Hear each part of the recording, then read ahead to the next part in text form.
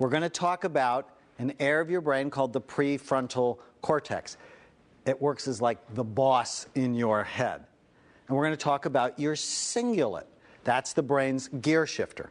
And then we're going to talk about your limbic, or your emotional brain.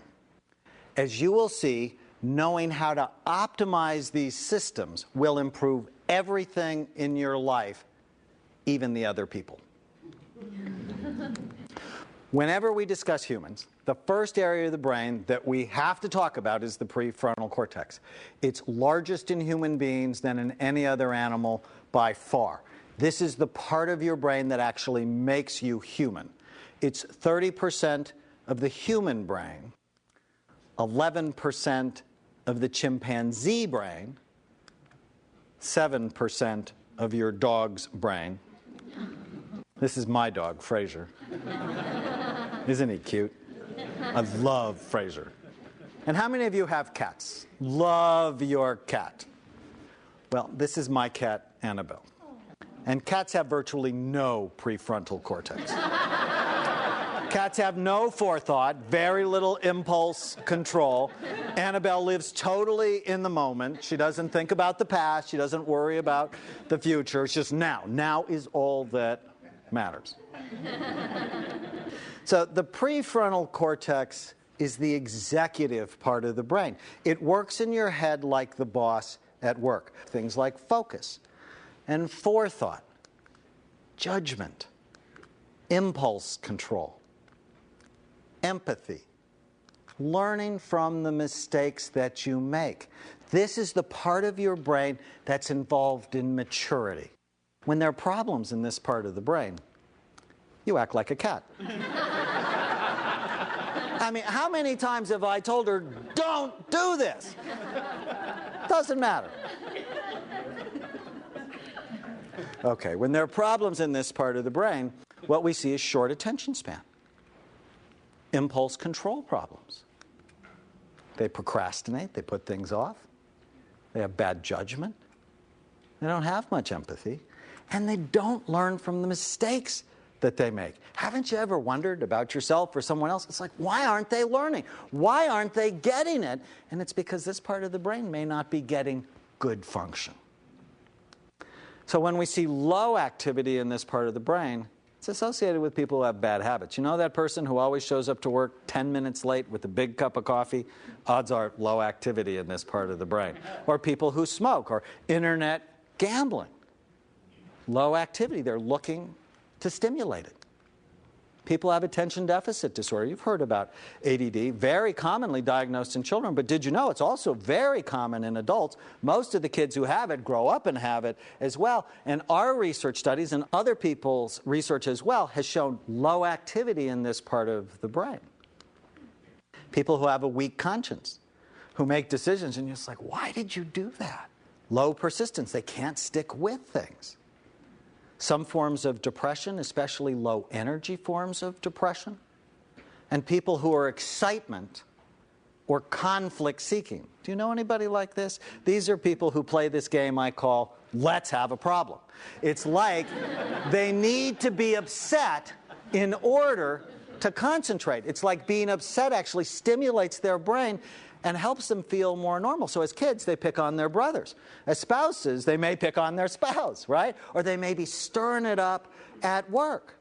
So what do you do? How do you treat this? If you have problems in this part of the brain, which are very common, well, one of the things that we found to be so helpful is getting them to write out their goals. It's an exercise we call the one-page miracle. On one piece of paper, write out what you want in your relationships. What do you want at work? What's your goal? What do you want for your money? And what do you want for your physical and emotional and spiritual health? What do you want? Write it out. And then you look at it every day and you go, is my behavior getting me what I want? The second thing is exercise. Exercise actually boosts blood flow to this part of the brain. Now, I have a specialty in people that have attention deficit disorder.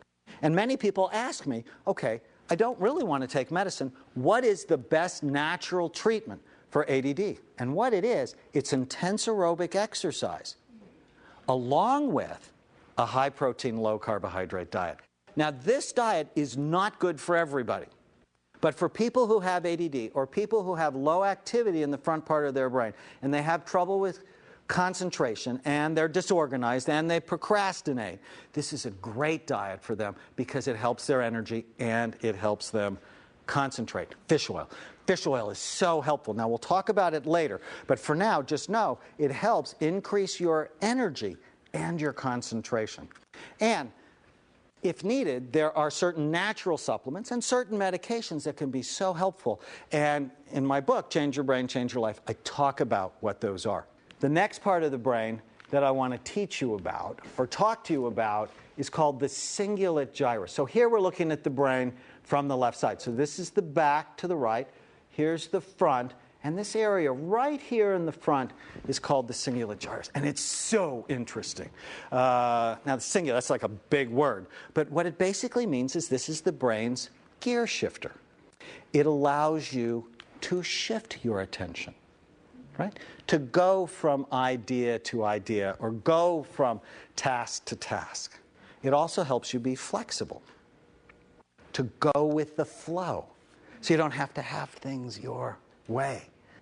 It's heavily involved in seeing options. You know, people that are rigid, it has to be their way. There's no option.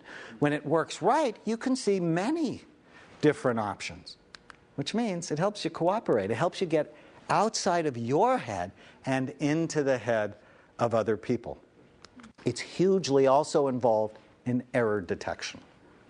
So if you walk into a room and you see something that's out of place, it's the cingulate gyrus that's telling you this is out of place. And when it works too hard, if you want to make those people crazy, just like move something. You know, like turn the picture a little bit or mess with something, and they just, I know it's wrong. Something's wrong. Something's wrong. Now, when there are problems in this part of the brain, when it works too hard, which is usually due to a deficit in the neurotransmitter serotonin. And when serotonin levels are low, the cingulate gets hot and people get stuck. They might get stuck on a worry. What's a worry? It's an anxious thought that they can't let go of, right? Or they might have an obsession. You know, they're driven to do this thing that they can't let go of. They get stuck on hurts and hold grudges. They get stuck on certain behaviors and may have compulsions or addictions. They get stuck in their own position.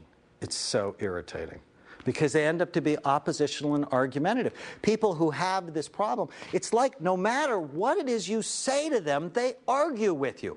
Have you ever been around people like this? Am I the only person? I mean, if you say it's a nice day today, I mean, something is innocuous, it's a nice, they'll immediately go, oh, it's not that nice. It was nicer yesterday. They see too many errors. So they're always fault-finding. They're always noticing what's not right. They tend to be micromanagers at home and at work. And they tend to be rigid and inflexible. And if things don't go their way, they get upset. And on the surface, they appear selfish because it has to be their way. But when you understand it from a neuroscience standpoint, they're really not selfish. What they are is inflexible. There are many ways to help this system. And this is such an interesting system. So the first thing, if you have this problem, and you notice you get a thought in your head more than 3 times, I want you to physically get up and go do something else. The act of distracting yourself helps to get these thoughts out of your head. People who have a high cingulate do better with options. So if you're married to a person like this, never go, okay, we're going to dinner here. Even if here is their very favorite restaurant. Don't do that. It's always better to go, you know, we could go here, or we could go here. What would you like? And if you give them options, they do so much better. Reverse psychology. Now, reverse psychology does not work for everybody, but it really works with these people. So if you are living with a difficult cingulate person, a sneaky strategist,